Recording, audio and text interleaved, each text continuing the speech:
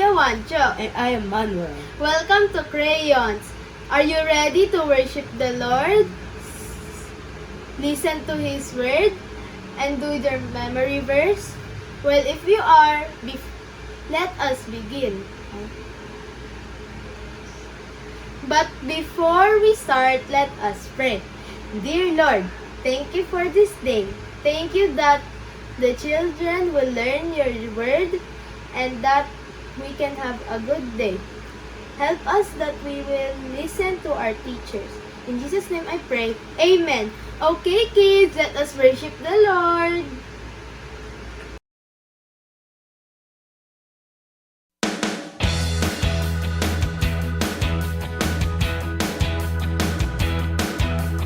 Buckle in, brother, and hold on tight. It's a long road together. We can be different as day and night, but life is truly better. Giving and taking and working it through, loving and praying and sticking like glue.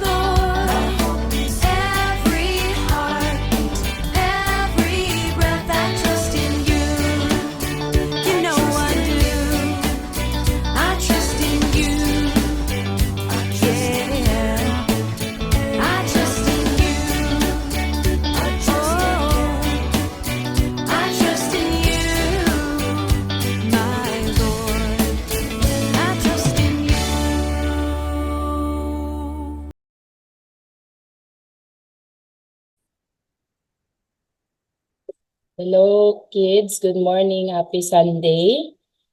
Do you remember about the tabernacle? Do you know what a tabernacle is? Can you tell me? Okay. So in the time of Moses, before the temple was made, they used the tabernacle to have their burnt offerings and sacrifices to the Lord. So today I'm gonna give you a walkthrough the tabernacle and what happened in Exodus when they were going to celebrate how God brought them out of Egypt.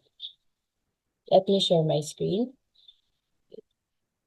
So when Moses was on Mount Sinai, God gave him instructions to build a place where he could live among them. So ang tawag natin doon is dwelling place. Okay, so of course, today we have what we call the church, and we know that God's presence can be anywhere. But during this time, God had specific instructions to Moses that they would create what they call a tabernacle where God would come down and meet with the Israelites.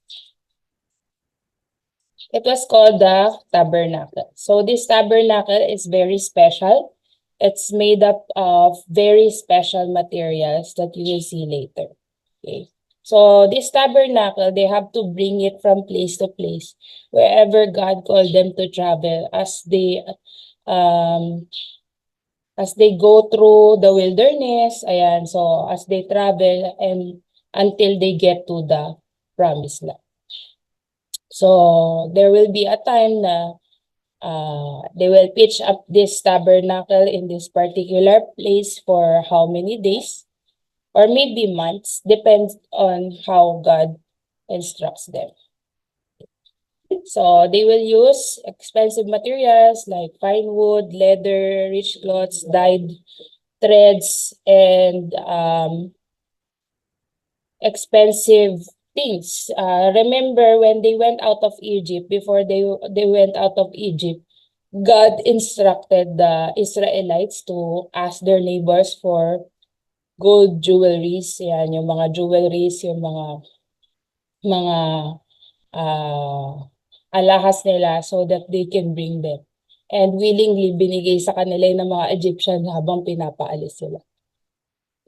Yan. So ito, sabi ni Lord sa kanila, they can use it, no? Gagamitin nila to in order to build the tabernacle.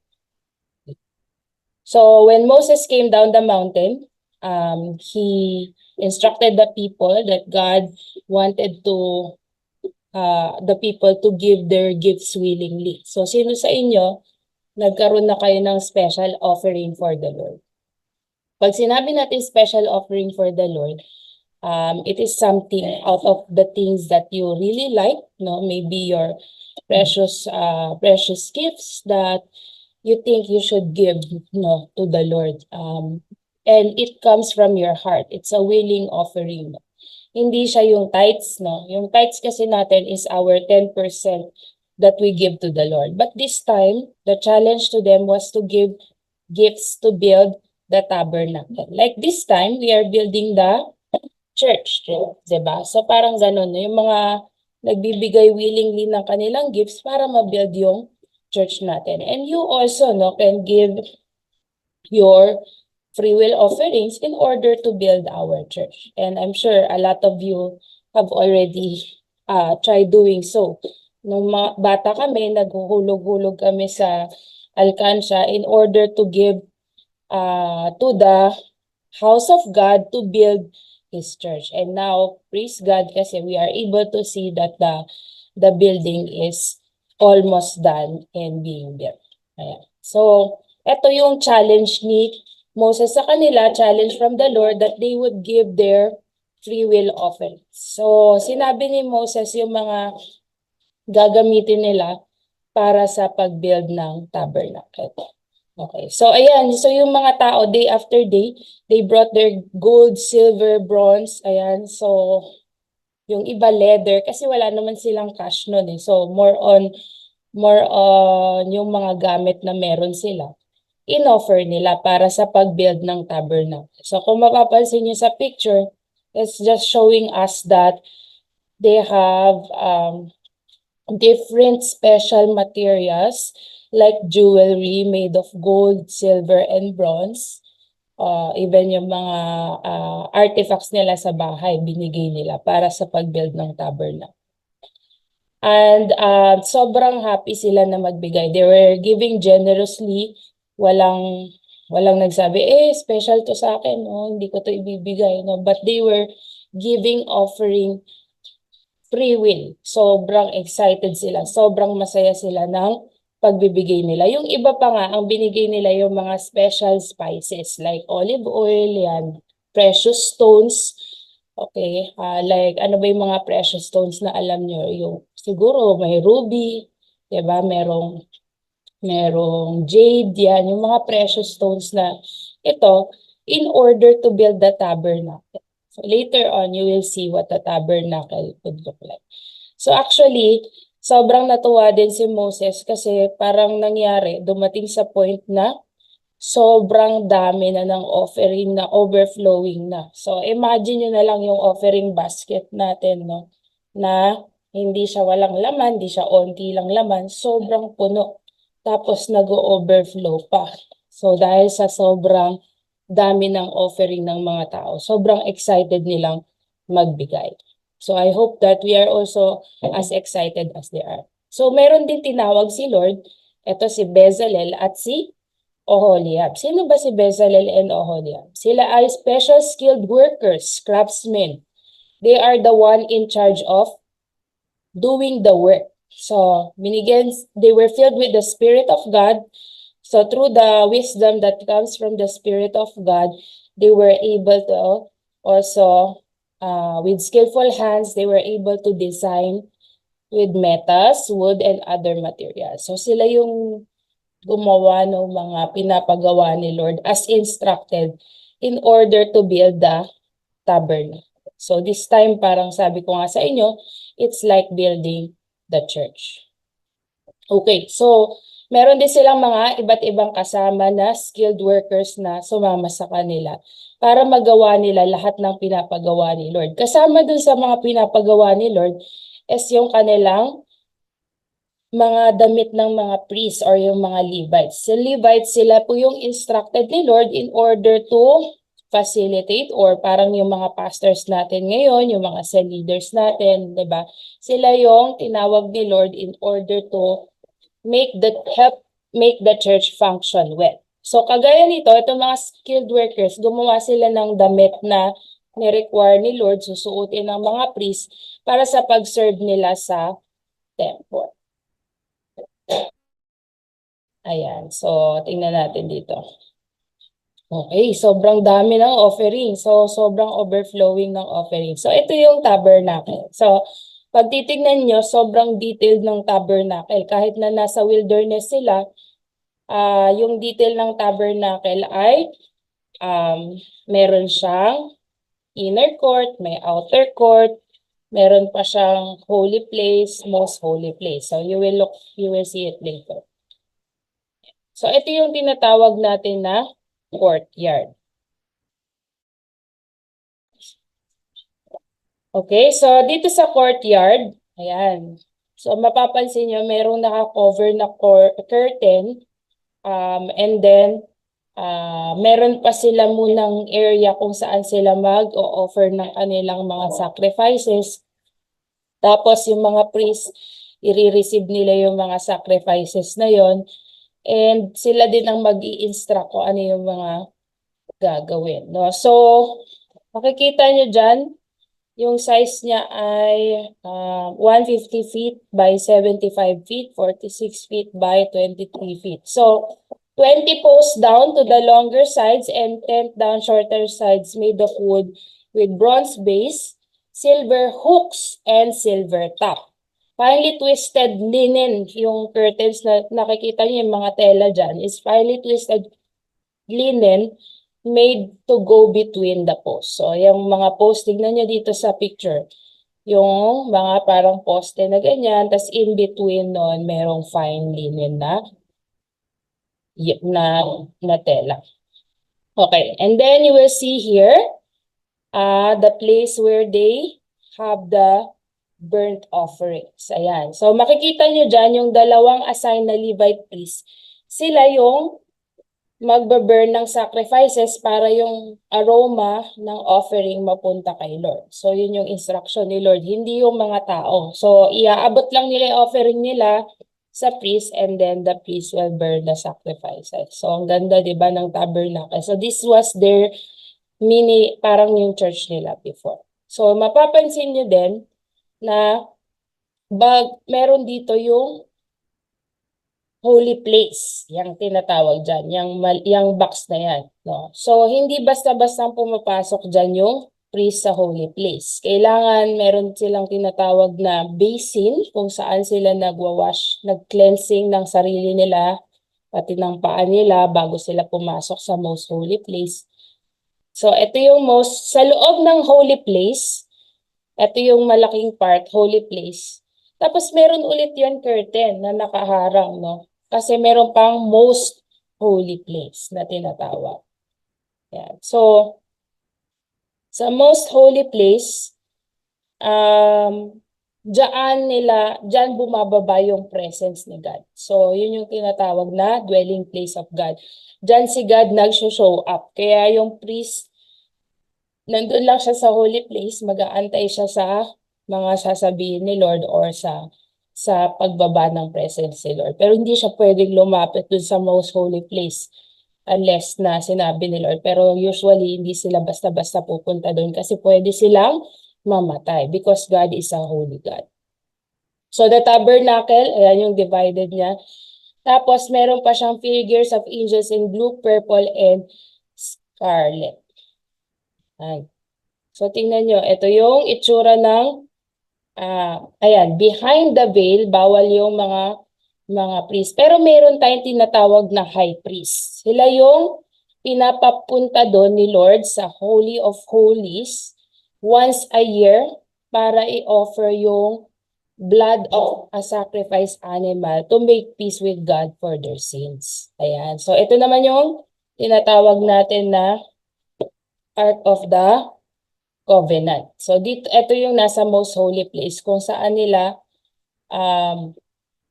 yung mercy seat pala ito. The cover mercy seat was made of pure gold with two cherubim facing each other.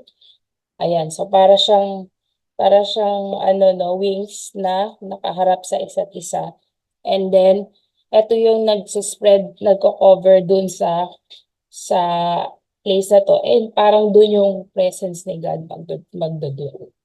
Okay, sobrang daming details, no? Pero ito kasi nagpapakita sa atin, kagaya niyan, yung mga priest kailangan, priest lang yung hahawak ng Ark of the Covenant. Tapos meron pa silang poles na panghawak sa Ark of the Covenant. Para pag nag-travel sila, lumipat sila sa another place, dala-dala nila yung mga gamit. Ayun yung panghawak nila. Ayan, ito din yung table made of acacia wood. Sobrang grabe ng details, no? Ito yung lampstand na tinatawag. So itong lampstand, I think 1, 2, 3, 4, 5, 6, 7. 7 lights ang nagla-light niyan. So 7 branches made of pure gold and it's supposed to light the holy place. Ito naman yung tinatawag natin na golden altar. So, dito yung incense. So, yung mga olive oil, mga frankincense at iba-ibang incense na nilalagay ng mga priest para magkaroon ng aroma in offering to the Lord. So, yung aroma na to, every morning and evening nila yon ino-offer kay Lord. Yeah. So, ito yung basin kanina, sabi ko sa inyo to wash their feet. And then, this is where they carry, ayan, ito yung golden square altar. Ito yung altar kung saan nila nilalagay yung mga offering nila na animals. Diba nakita nyo kanina yung may usok? So ito yun. Ganito yung itsura. Ayan. So yung pag dinala na yung mga, dapat yung mga ino-offer nila, male animal without defect, walang sugat, walang sakit. Walang anything, it's the best of the best. They put it there and they offer it as a sacrifice to make peace with God. So the animal will be sacrificed and its blood sprinkled on the altar, and then shed blood made it possible for God to forgive them for the wrong things they have done. So ito yung itsura naman ng damit ng priest, kung saan meron silang white linen and then may special garment na pinapatong sa white linen para sa high priest. Yung blue sleeves tunic. Tapos meron pa silang mga detail na yan. So of course, hindi ko masyado madidetail sa inyo ngayon, pero ang gusto kong ma-emphasize sa inyo na as a servant of the Lord ngayon, madali na lang tayo magpunta sa church, diba? Hindi na kagaya ng dati na sobrang daming details in order for us to be able to worship God, in order for us to bring our offerings to God. Hindi na maraming harang na curtain, no, na merong sa most holy, holy of holies. Pero because of Jesus Christ, yung ginawa niya sa cross na pagbayad ng ating mga kasalanan, nagkaroon tayo ng chance na lumapit kay Lord anytime. So, because of the forgiveness of sins, ayan, we can ask God, we can pray to God anytime. But it doesn't mean that we should take advantage of it. We should ask God for, we should always come to God with our offerings, diba? With our free will offerings. And we should be willing to worship God every Sunday. Ayan, maximize natin yung pag-worship kay Lord. Let's pray that God would help us na makakapag-worship sa Kanya in spirit and in truth.